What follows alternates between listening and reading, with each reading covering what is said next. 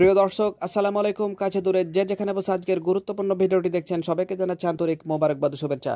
তো অনেকে জানতে চান যে সিম ওয়ান থেকে সিম টু কীভাবে করে আপনি এমবি চালু করবেন, সেটাই আজকের ভিডিওর টপিক। তো চলুন শুরু করা যাক। তো মনে করেন আপনার ফোনে আপনি সিম ওয়ানে আপনি এমবি ভরেছেন, তো এখন আপনার সিম টুয়ে আপনার এমবি ভরা দরকার এবং সেটা চালু করা দরকার। তো আপনি সিম ওয়ান থেকে সিম টুয়ে কীভাবে করে আপনি ডাটা চালু করবেন, সেটাই আজকের টপিক। তো চলুন শুরু করা যাক। তো সিম ওয়ান থেকে সিম টু ডাটা চালু করার জন্য আপনি চলে যাবেন ওপর থেকে নিচ দিকে যে পেজটি রয়েছে, আমরা যেভাবে করে ডাটা চালু করি ঠিক সেভাবে করে নামার পরে আমরা উপরে দেখতে পাচ্ছেন একটি সেটিংস অপশান রয়েছে। তো আমি এই সেটিং অপশানটিতে আমি টাচ করলাম। তারপর দেখতে পাচ্ছেন এখানে একটি পেজ ওপেন হয়েছে। তো আমি এই পেজটার যে কারেকশান অপশানটা রয়েছে আমি সেখানে কিন্তু টাচ করলাম।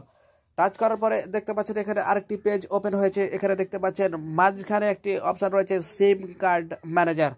তো আমি এই সিম কার্ড ম্যানেজার অপশনটাতে কিন্তু আমি টাচ করলাম। টাচ করার পর দেখতে পাচ্ছেন আরেকটি পেজ ওপেন হলো এবং সব নিচ দিকে দেখতে পাচ্ছেন একটি অপশন রয়েছে মোবাইল ডাটা।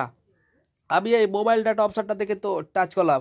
টাচ করার পর দেখতে পাচ্ছেন এখানে কিন্তু দেখতে পাচ্ছেন সিম ওয়ান এবং সিম টু, অর্থাৎ এখানে বোঝাতে চাচ্ছে আপনি সিম ওয়ানে আপনি আপনার ডাটাটা চালু করতে চান নাকি সিম টুয়ে আপনার ডাটাটা চালু করতে চান। তো যেহেতু আমার সিম টুয়ে আমি চালু করব, এজন্য আমি সিম টু অপশানটাতে আমি চালু করলাম। দেখতে পাচ্ছেন মোবাইল ডাটা সিম টু এখানে কিন্তু এখন শো করছে। আপনার যদি সিম টুয়ে না করে যদি আপনি সিম ওয়ানে করেন, তাহলে আপনি সেখানে সিম ওয়ান সিলেক্ট করবেন। দেখতে পাচ্ছেন এখানে কিন্তু মোবাইল ডাটা সিম ওয়ান এখন দেখাচ্ছে।